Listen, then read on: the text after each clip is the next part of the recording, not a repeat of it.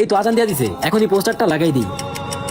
এই তো নামাজিদের জন্য ফুচকা ফ্রি। আজকে তো করে ভরপুর খাওয়ামো। আরে ভাই, নামাজিদের জন্য ফুচকা ফ্রি?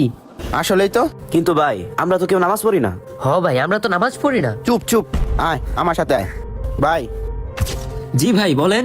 ভাই, এনে যে ডালা আছে এটা কি সত্যি নামাজিদের জন্য ফুচকা ফ্রি? হ্যাঁ ভাই সত্যি, নামাজিদের জন্য ফুচকা ফ্রি। ভাই আমরা 4 জনই তো নামাজ পড়ি, তাহলে আমাকে 4 জনকে 4 প্লেট দেন। হ্যাঁ ভাই, আমরা তো নামাজ পড়ি।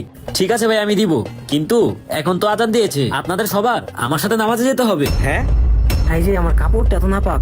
আরে কি বলে?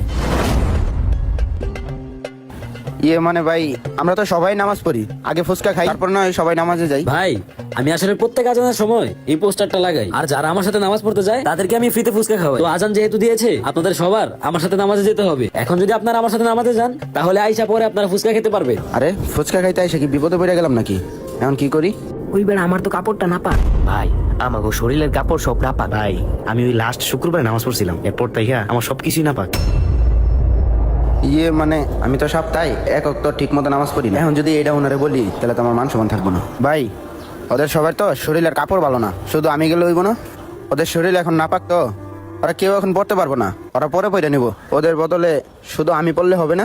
ঠিক আছে ভাই, ওনারা যেহেতু পরে পরে নিব, তাহলে আপনি চলেন। আপনিও যদি নামাজ পড়েন তাহলে আপনার সাথে যারা আছে ওরাও খাইতে পারবো।